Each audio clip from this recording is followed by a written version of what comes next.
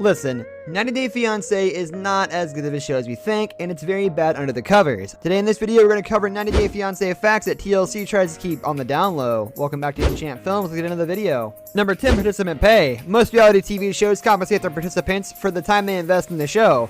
The time is valuable. Networks need them to make their shows possible. On 90 Day Fiance, each couple spends countless hours with the producers and film crew. These shows earn a lot of money for the networks they're aired on. It's only natural to assume they're paid well for their time.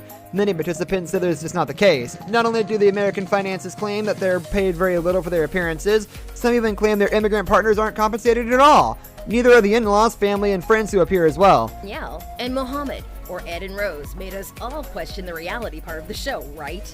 Other followers think that the show finds international pairs with long-distance relationships and— Number 9, it's not as easy as getting married. The show focuses exclusively on couples hoping to use a K-1 visa as a path to citizenship, or one of them.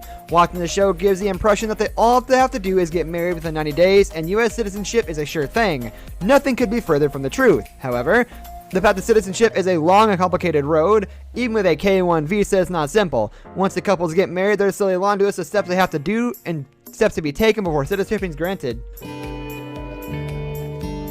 When I put the ring in her finger, I want to kiss her, but you know the culture, so I can't. Number 8, is it all reality? Maybe unscripted is a better name for what we know as reality. Participants on 90 Day Fiance have echoed what many other reality stars have said before them. Not everything is exactly as it seems. Couples have accused producers of feeding them lines and even omitting scenes to skew the story. That's not groundbreaking news though. Many reality stars have come forward to claim that their shows aren't 100% genuine. What makes this particularly shocking is that a few couples have claimed that the show intentionally made their relationship seem unhappy or tense just for viewings. So, when they finally meet in person. Am I what you expected? You like? Sure to me. I thought if I told you I was the same height, maybe I would have a chance. Number 7, petition against Nicole. Not every participant on the show is popular. Some of them have been downright hated. Season 4's Nicole Nafziger is a perfect example of cast members that the fans just couldn't stand. Nicole's treatment of her fiancé was so aggressive and abusive that viewers took it upon themselves to get her off the show. Utilizing the popular petition website change.org, fans began collecting signatures to keep Nicole off the show. They felt like her appearances were normalizing domestic violence. I'm upset. It's only about the culture, It's only the culture, that's it. Nicole, it was interesting because you said during that argument, how are you going to show me off? Number 6, criminal activity. Since the show first aired, its cast members have had their fair share of legal headaches. Angela Dean was arrested for driving while intoxicated. Another cast member, Larissa Dos Santos Lima, was arrested for domestic battery. Jorge Nava was also sentenced to 2.5 years on drug-related charges.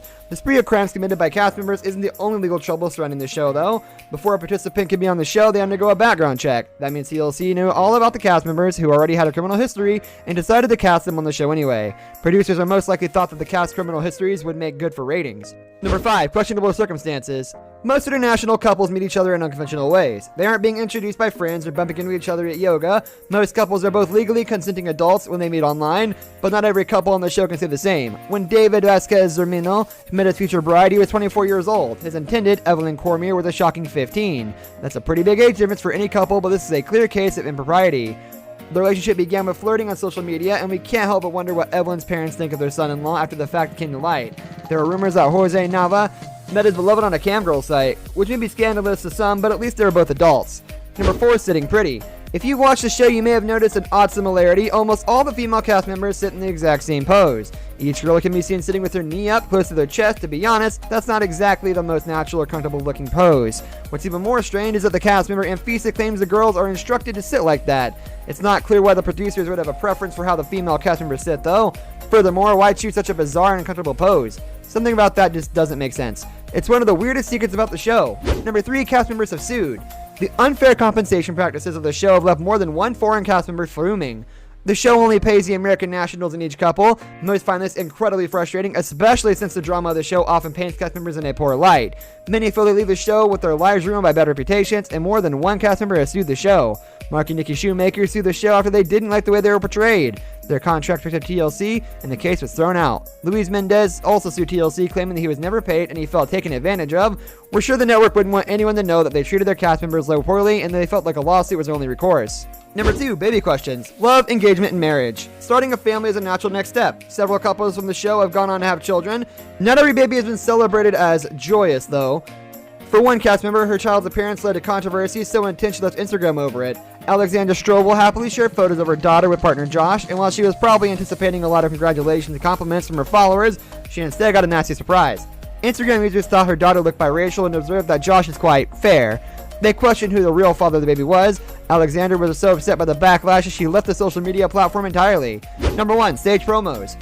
Reality TV is often less reality and more TV. Cast members on 90 Day Fiance have spoken out about stage moments before. Not only have producers influenced the scenes shown on the series, but cast members allege some of the promos are outright fakes. Ala Fedoruk, for instance, came clean on Reddit about just how staged some of the promos and storylines are. She famously threw a chair for a promotional shoot. She says TLC made her fake the outburst. The footage was never used in the show because the producers never came up with a story behind her actions. Fans even noticed scenes from the previews never actually happened in the show itself. Could it be that this isn't the first promo that's been totally staged? This brings us to the end of our video. I hope you enjoyed it. Hit like if you did, and don't forget to subscribe to our channel so you don't miss out on any of our videos in the future. Also, watch the 2 videos that are on your screen because I'm sure you'll love them. With that, I'll see you in the next video. Goodbye and take care.